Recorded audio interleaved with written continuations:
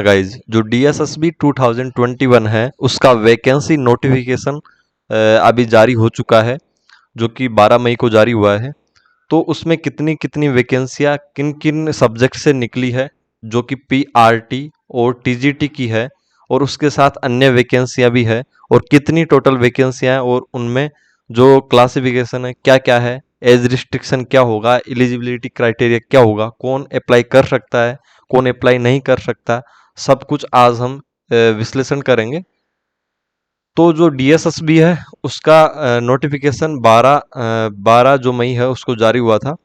तो ये Delhi subordinate service selection board के द्वारा जारी किया जाता है। ठीक है, ये वाला नोटिफिकेशन 12 मई को। और इसमें टोटल वैकेंसियाँ होती है 7,236।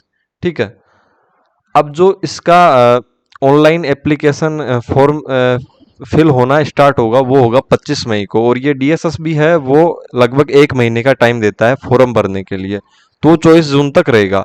25 मई से फॉर्म भरना स्टार्ट होंगे, 24 जून 2021 तक लास्ट डेट होगी फॉर्म भरने की। ठीक है, और ऑनलाइन मोड में एप्लीकेशन फॉर्म भराव में आएंगे। अब चलते हैं, इसकी जो ये साइट दे रखी है इस पे आप विजिट कर सकते हैं। वैसे डिस्क्रिप्शन में जाके आप सभी लिंक को विजिट कीजिएगा, वहाँ पे आपको इसका ऑफिशियल साइट का लिंक मिलेगा, उसके साथ नोटिफिकेशन का लिंक मिलेगा, अप्लाई करने का लिंक मिलेगा। जितने भी इंपॉर्टेंट लिंक है वो आपको डिस्क्रिप्शन में मिल जाएंगे। ठीक है, तो आपको डिस्क्रिप्शन विजिट करना कंपलसरी बनता है। ठीक है, तो ये 12 मई को मैंने बताया, जैसा कि 12 मई 2021 को इसका जो नोटिफिकेशन है वो रिलीज हुआ था कि भाई वैकेंसी की सूचना दी गई थी कि वैकेंसी आएगी 25। उसमें नोटिफिकेशन में बताया गया है 25 मई से इसके फॉर्म भरना स्टार्ट हो जाएंगे, और 24 जून तक इसके फॉर्म चलेंगे। और ये वाली जो एडमिट कार्ड, एग्जाम डेट, सब कुछ अब अनाउंस होगी धीरे धीरे। और कोरोना जो क्रिटिकल कंडीशन है उसकी वजह से डिले हो सकता है। ठीक है, तो DSSB की जो 7,236 टोटल वैकेंसी आई है उसमें TGT, LDC, counsellor, head clerk, patwari and assistant teacher post, ये सबके सब पोस्ट है उसमें। तो मेनली इसमें TGT और PRT है। ठीक है, एक चीज का ध्यान रखना है, जो TGT और PRT है इसमें उनमें कोई इंटरव्यू नहीं होगा, एग्जाम होंगे। ठीक है, तो चलते हैं कैटेगरी वाइज जो पोस्ट है उनका क्लासिफिकेशन देखते हैं एक तरीके से। जो DSSB TGT category wise vacancy है, जो TGT वाली वैकेंसी है उसको देखते हैं। ट्रेंड ग्रेजुएट टीचर जो हिंदी से वैकेंसी आई है। ठीक है, हिंदी में फीमेल का कोटा अलग है और मेल का कोटा अलग है।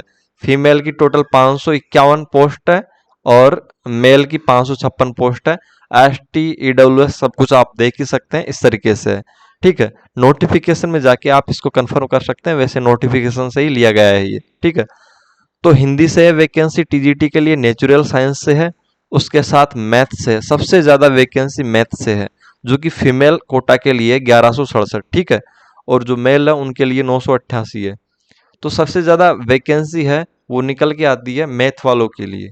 तो मैथ वालों के लिए स्पेशल है ये वाली वैकेंसी। तो मैथ वालों में भी जो फीमेल वर्ग है उनमें 1167 सबसे अधिक पोस्टें हैं। ठीक है, और नेचुरल साइंस वालों के लिए है, जो मेल है उनके लिए 1040, और जो फीमेल है उनके लिए 1040 है। यहाँ पे गलत हो गया थोड़ा। ठीक है, फीमेल के लिए 1040 है, और यहाँ पे थोड़ा पढ़ने में मिस्टेक हो गई। यहाँ पे मेल के लिए 1040 है और फीमेल के लिए 824 है टोटल। ठीक है, तो ये आपको ध्यान रखना है। तो आप इनको पढ़ सकते हैं नोटिफिकेशन में जाके, और जो अभी आप वीडियो देख रहे हैं उसका PDF आपको टेलीग्राम पे मिल जाएगा, उसमें जाके आप आराम से इसको पढ़ सकते हैं। तो मैथ वालों के लिए स्पेशल वैकेंसी है क्योंकि सबसे ज़्यादा पोस्टें उनकी है। सोशल साइंस से है। ठीक है, सोशल साइंस में फीमेल की है 662 मतलब 662, और मेल की है 469। ठीक है, बंगाली भाषा की है। ठीक है, उसमें बंगाली भाषा में है एक मेल के लिए, फीमेल का इसमें मेंशन नहीं कर रखा है।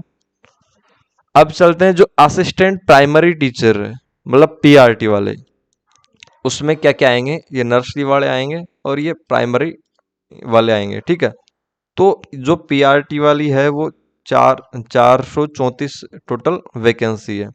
और जो नर्सरी वाली है, नर्सरी जो टीचर होते हैं LKG UKG पढ़ाने वाले, और जो प्राइमरी होते हैं 1 to 5, ठीक है, 1 to 5, और वन वन क्लास तक जो पढ़ाते हैं, ठीक है, LKG UKG जो चलती है 3 क्लासें, उससे पहली क्लास तक जो पढ़ाते हैं वो नर्सरी में आएंगे, उनकी 74 है। और जो 1 से 5 क्लास तक पढ़ाते हैं प्राइमरी टीचर है PRT वाले, उनकी 434 वैकेंसी है, ठीक है। जो LDC है उनकी है 278, और काउंसलर है उनकी 50, हेड क्लर्क है उनकी 12, और जो असिस्टेंट टीचर है प्राइमरी, अलग से यहाँ पे मेंशन कर रखा है थोड़ा, ठीक है, उनकी 120 है, ठीक है, और पटवारी की 10 है। कुल मिला के आप नोटिफिकेशन ज़रूर चेक करें इसके लिए, जो कि डिस्क्रिप्शन में लिंक दिया हुआ है। तो कुल मिला के इस तरीके से 7236 टोटल पोस्टें हैं। तो अब चलते हैं कि भाई क्या क्या इसमें एज लिमिट होगी।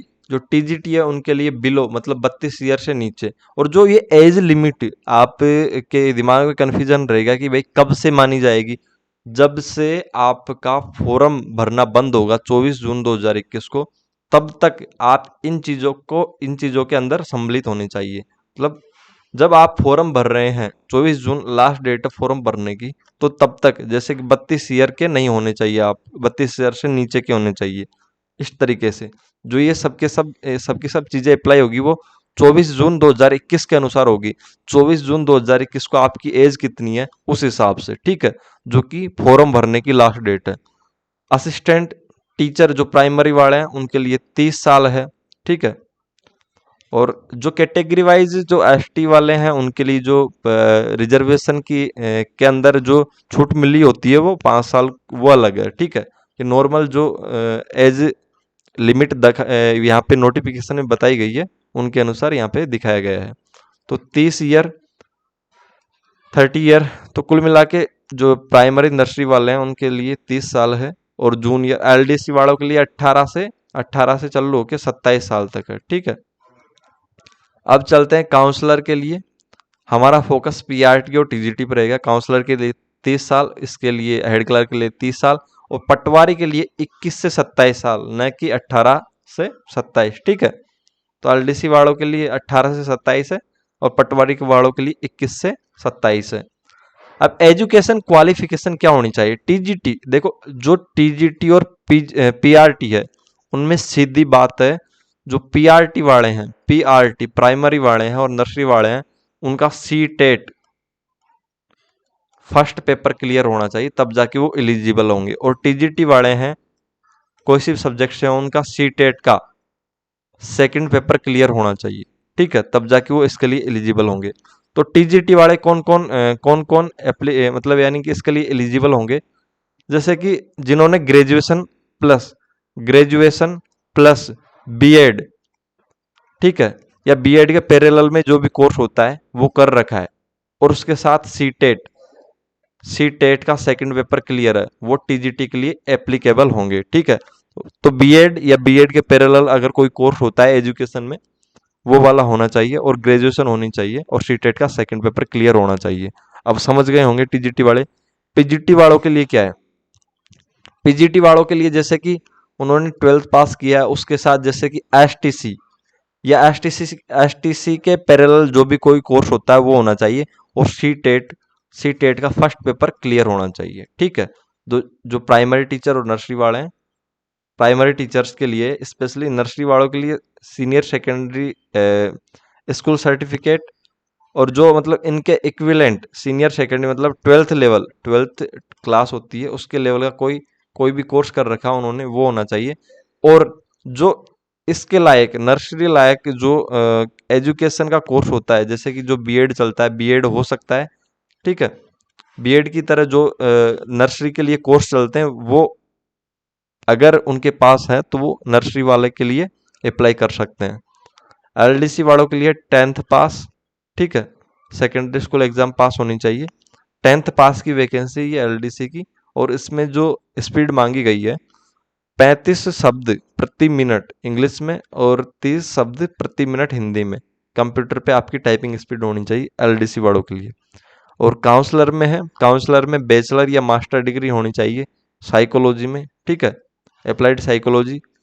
कुल मिला के बैचलर मतलब जो ग्रेजुएशन और मास्टर डिग्री आपकी साइकोलॉजी में है, तो कुल मिला के वो काउंसलर जो साइकोलॉजी में बनते हैं ना काउंसलर, ठीक है, तो उसके लिए ये चीज़ें होनी चाहिए साइकोलॉजी वालों के लिए। साइकोलॉजी वालों के लिए वैकेंसी है काउंसलर की, और हेड क्लर्क के लिए बैचलर डिग्री और कंप्यूटर की जो योग्यता है वो होनी चाहिए कुल मिला के। तो हमारा फोकस रहेगा केवल पीआरटी और टीजीटी पे। पटवारी वालों के लिए ग्रेजुएशन जरूरी है, न कि 12th पास चलेगा, ग्रेजुएशन होनी ही चाहिए। अब चलते हैं सिलेक्शन प्रोसेस क्या क्या होगा। तो डीएसएसबी 2021 का सिलेक्शन प्रोसेस होगा, जो एग्जाम 1 टीयर और 2 टीयर में एग्जाम होंगे, ठीक है। इसके साथ मैंने आपको बताया पीआरटी और टीजीटी में कोई भी इंटरव्यू नहीं होगा, ठीक है। तो डीएसएसबी जो ट्रेंड ग्रेजुएट टीचर है, टीजीटी और प्राइमरी और असिस्टेंट नर्सरी वाले हैं, उनके लिए जो एग्जाम पैटर्न होगा, जो पेपर होगा 2 घंटे का होगा, 2 घंटे का होगा। टोटल क्वेश्चन 200 होंगे, ठीक है। पार्ट 2 अलग अलग होंगे। पार्ट 2 अलग अलग कैसे होंगे, इस तरीके से होंगे। पार्ट फर्स्ट में ये 5 सेक्शन होंगे, ठीक है, ये वाले। और पार्ट सेकंड में सब्जेक्ट रिलेटेड होगा मैटर, ठीक है। तो 20 क्वेश्चन जनरल अवेयरनेस के, जो कि करंट जीके होती है, और मतलब सब कुछ सम्मिलित है जीके का। और रीजनिंग एबिलिटी के 20 क्वेश्चन है, ठीक है। और अर्थमेटिकल न्यूमेरिकल एबिलिटी के 20 क्वेश्चन है। और हिंदी और इंग्लिश के 20-20 क्वेश्चन, कुल मिला के ये 100 क्वेश्चन तो ये हो जाएंगे। पार्ट फर्स्ट हो जाएगा ये वाला। उसके साथ जो सेकंड पार्ट आएगा उसमें 100 क्वेश्चन आएंगे। इन 100 क्वेश्चन में लगभग 80 के समथिंग क्वेश्चन अपने सब्जेक्ट जो है टीजीटी वालों की, जैसे कि मैथ वालों के लिए मैथ है, हिंदी वालों के लिए हिंदी है, उसके होंगे। और लगभग 20 क्वेश्चन के समथिंग क्या होंगे, जो साइकोलॉजी पेडागोजी है, पेडागोजी साइकोलॉजी जो भी है उसके होंगे, ठीक है। तो इसका रेशो कुछ भी हो सकता है। वैसे मैक्सिमम क्वेश्चन 80 के समथिंग या उससे कम 70 भी हो सकते हैं। तो कुल मिला के मैक्सिमम क्वेश्चन होंगे वो सब्जेक्ट के होंगे, और कुछ जो बचे हुए क्वेश्चन है वो पेडागोजी या जो शिक्षण अभिरुचियां, शिक्षण विद्या उनके होंगे। इस तरीके से एलडीसी वालों का पैटर्न है। एलडीसी वालों के लिए जैसे कि 10th पास है, तो कुल मिला के ये वाले सब्जेक्ट का तो कोई मैटर करेगा नहीं। तो कुल मिला के यही 5 जो पार्ट ए आया था टीजीटी वालों के लिए और पीआरटी वालों के लिए, ठीक है, जो प्राइमरी टीचर है और टीजीटी वाले हैं उनके लिए यही एग्जाम पैटर्न रहेगा, ये वाला जो मैंने बताया है। और जो एलडीसी वाले हैं उनके लिए ये वाला लफड़ा रहता ही नहीं है सब्जेक्ट का। तो कुल मिला के जो पार्ट ए है उसमें 20-20 क्वेश्चन बढ़ जाएंगे, कुल मिला के 200 क्वेश्चन होंगे 2 घंटे के लिए। जो जनरल अवेयरनेस है, जो पार्ट ए आता है टीजीटी पीजीटी में, टीजीटी और पीआरटी में, तो उस पार्ट में डबल क्वेश्चन कर दिए जाएंगे। वहां पे 20 थे, यहाँ पे 40 हो गए, फिर 40-40, कुल मिला के इस तरीके से 200 क्वेश्चन हो जाएंगे। तो 2 घंटे का आपको टाइम मिलेगा, उसमें आप इन क्वेश्चनों को अटेम्प्ट करना है 200 को। तो टाइम बहुत कम रहेगा। फीस की बात कर लेते हैं। फीस रहेगी जनरल और ओबीसी के लिए 100 रुपये मात्र, और एसटी 80, और जो विधवा मतलब जो विशेष कैटेगरीज हैं उनके लिए कोई फीस नहीं रहेगी। पेमेंट मोड रहेगा ऑनलाइन, और जो कि आपको वहां पे फॉर्म भरते समय दिखा दिया जाएगा। अब चलते हैं जो डीएसएसबी टीचर की सैलरी स्ट्रक्चर है, मतलब जो सारणी है, किस तरीके से पे स्केल है, जो कि आपको यहाँ पे दिखाया गया है। तो आप इसको देख के अंदाजा लगा सकते हैं कि भाई पे स्केल क्या रहेगा। तो ये सब कुछ विश्लेषण हमने हिंदी में किया। जो डीएसएसबी वैकेंसी आई थी 2021, उसका विश्लेषण हमने कर लिया है। अगर आपका कुछ भी डाउट रहता है तो आप कमेंट सेक्शन में जाके पूछ सकते हैं। और अगला जो वीडियो आएगा उसमें हम जो मैथ है उसके सिलेबस के बारे में चर्चा करेंगे। और जल्द ही जो मैथ है उसकी क्लासें सब्जेक्ट स्पेसिफिक आपको यूट्यूब चैनल पे प्राप्त होने लगेगी। तो आप यूट्यूब चैनल को सब्सक्राइब कर सकते हैं आगामी वीडियोज के लिए।